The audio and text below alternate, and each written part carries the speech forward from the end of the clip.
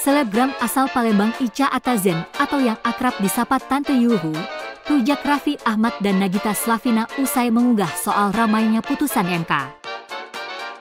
Selebgram asal Palembang Icha Atazen itu berkomentar pedas di unggahan akun artis papan atas Raffi Ahmad dan Nagita Slavina yang ramai didukung hingga dicibir.